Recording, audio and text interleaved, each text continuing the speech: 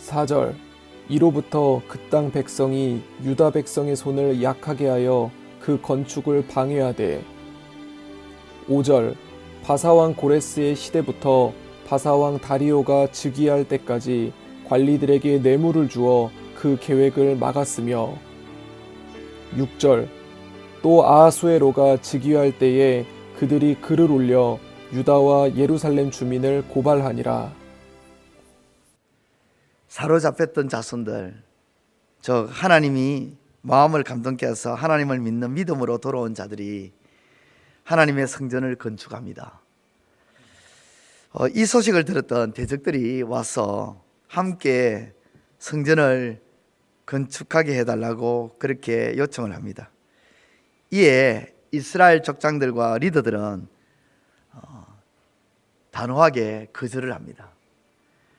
거부하는 이유는 이 대적들은 아수르 왕 에살학돈의 그 정책에 의해서 메소포타미아와 아람 사람들이 사마리아 땅에 거하면서 거기에 남아있던 이스라엘 사람들과 혼인해서 태어났던 호남민족, 즉 사마리아인들이었습니다.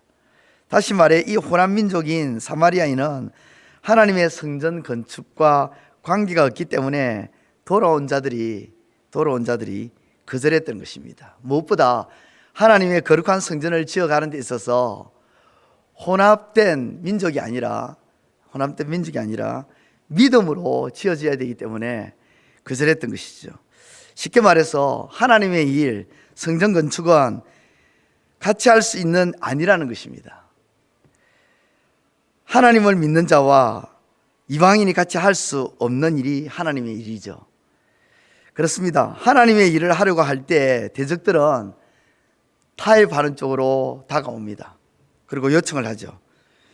하나님의 일을 타협해서 진행하는 것, 만약에 타협해서 진행하게 되면 어떻게 되겠습니까? 처음에는 조금 되는 것처럼 보일 수 있겠지만 나중은 결과적으로는 일이 제대로 되지도 않고 엉망진창이 될 것입니다. 타협이 무엇입니까? 서로 조금씩 양보해서 협의를 갖는 것입니다. 서로 조율하는 것입니다. 하나님의 일은 조율해서 되는 것이 아닙니다. 하나님의 일은 반드시 하나님의 방식과 하나님의 방법, 하나님의 뜻대로 해야 그 일이 진행될 수가 있고 결과도 좋은 결과를 얻을 수가 있는 것이죠. 그러므로 오늘 우리가 하나님의 일, 그 어떤 일을 하든지 간에 하나님의 일을 할 때 세상과 혹은 믿지 않는 자들과 타협이나 조율을 할 수가 없음을 잊지 마시고 꼭 기억하며 신앙의 순결을 지켜나가시는, 거룩함으로 나아가시는 저와 여러분들 다 되시기를 우리 주님의 이름으로 축원드립니다. 사마리아인들은 이렇게 거절을 당하자 그때부터 성전 건축을 방해하기 시작합니다. 본격적으로 방해를 하죠. 이미 같이 하자고 할 때부터 이 대적들은 자기들 원하는 식으로 하려고 했을 것입니다. 하나님의 방법대로 하지 않으려고 그렇게 했을 거예요. 그러한 그들의 뜻대로 되지 않자 그들은 성전 건축을 본격적으로 방해하는데, 하나님의 일을 하며 신앙의 순결을 지키고 거룩함으로 나아가고자 할 때 대적자들은 이렇게 가만히 있지 않는다는 것입니다. 그래? 같이 안 할래? 그러면서 그럼 그만두지. 그러면서 쉽게 물러가지 않는다는 것이죠. 본격적으로 방해를 합니다. 4절 말씀 같이 한번 읽도록 하겠습니다. 4절 시작. 이로부터 그 땅 백성이 유다 백성의 손을 약하게 하여 그 건축을 방해하되, 돌아온 자들의 손을 약하게 해서 성전 건축을 방해합니다. 여기서 손을 약하게 했다는 것은 두렵게 했다는 것입니다. 겁먹게 했다는 것입니다.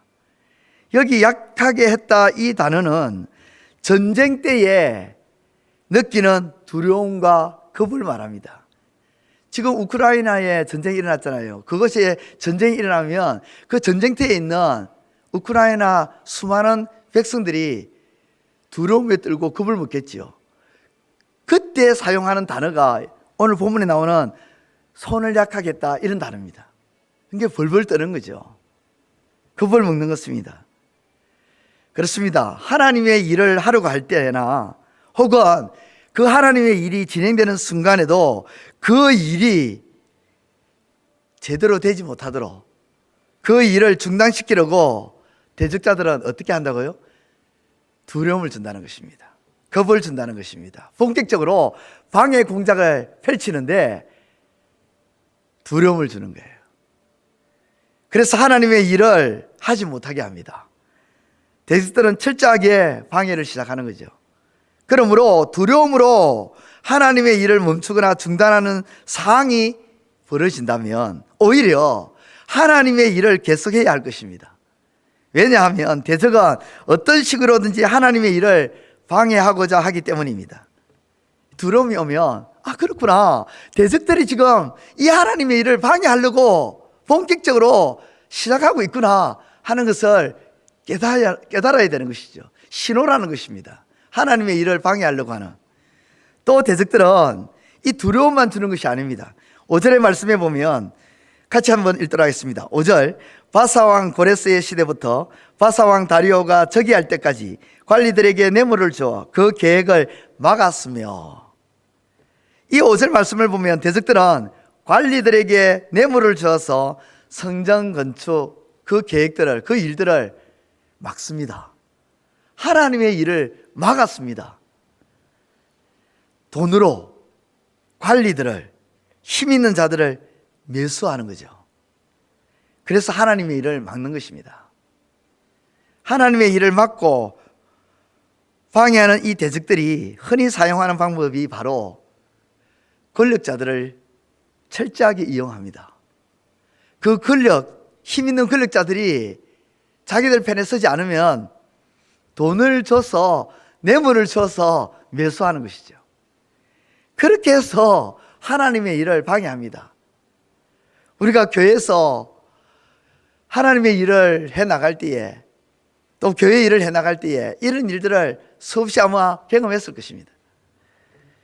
마지막으로 이 대적들은요, 또 하나의 방법을 쓰는데요, 그 말씀은 6절 이하로부터 시작해서 24절까지 그것을 장황하게 설명하고 있는데 6절 말씀 딱 한 말씀만 읽도록 하겠습니다. 같이 시작.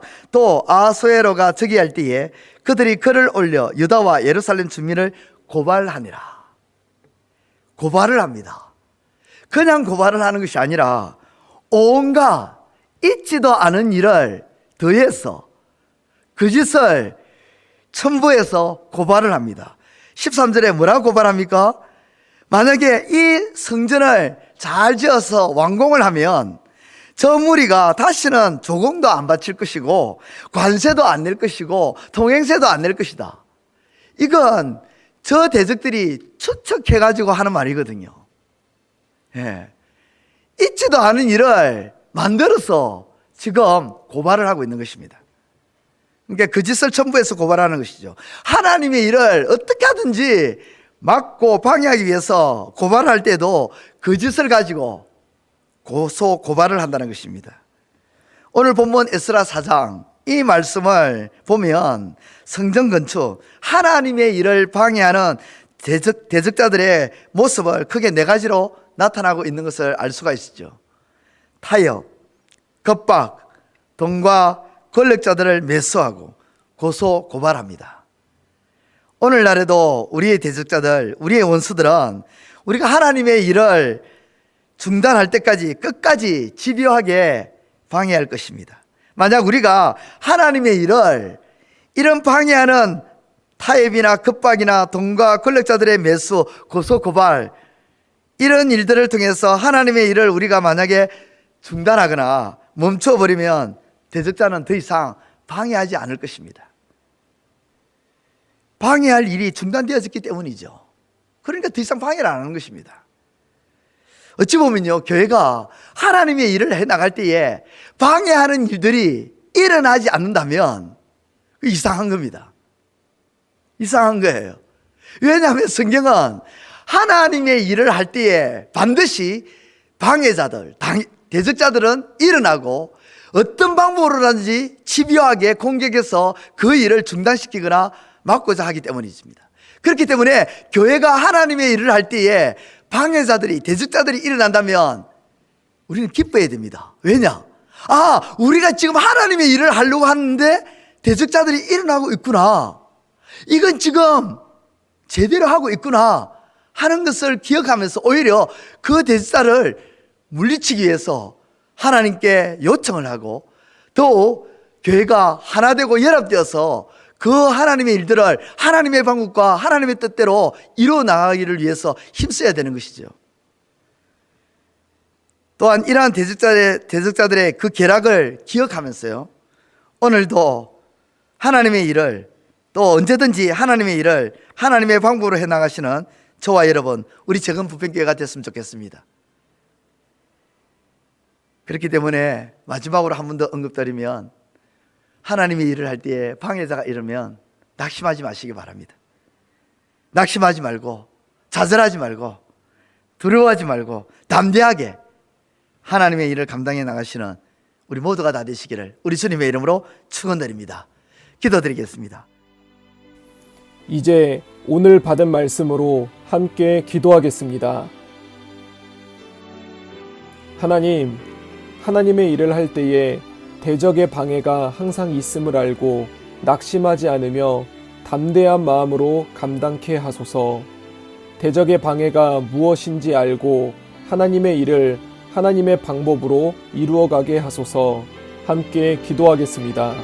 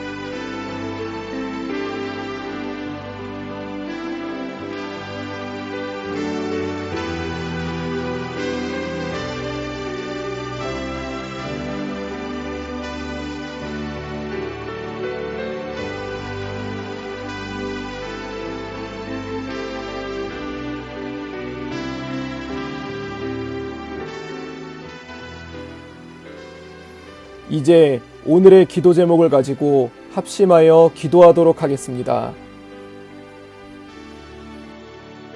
첫 번째 기도 제목입니다. 우리나라의 외교의 문제를 두고 기도합니다. 지금 이 시대는 결코 혼자 살아갈 수 없습니다.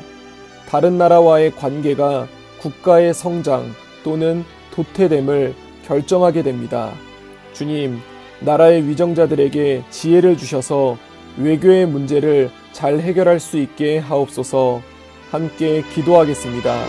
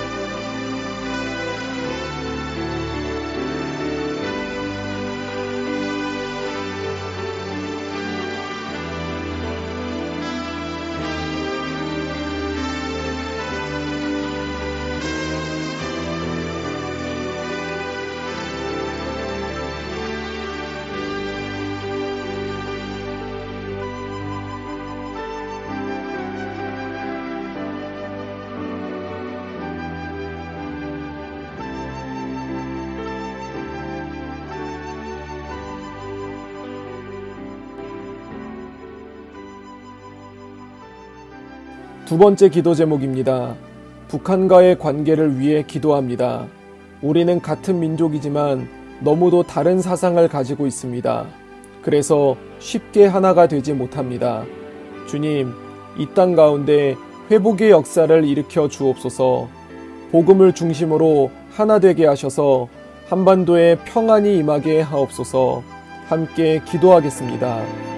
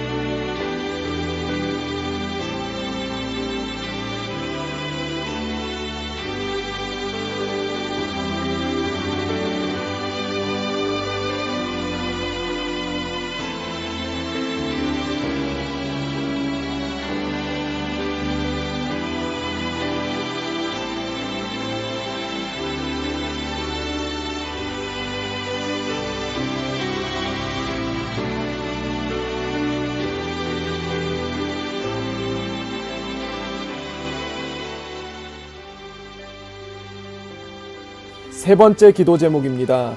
국가의 지도자를 뽑는 대선을 위해 기도합니다. 대통령을 뽑는 시기인데 많은 국민들이 소망보다는 한숨을 내쉬고 있는 형편입니다. 주님, 이 나라를 불쌍히 여겨 주시옵소서. 대통령을 뽑기 전에 이 땅에 가득한 부정적인 영들을 거두어 주옵소서. 함께 기도하겠습니다.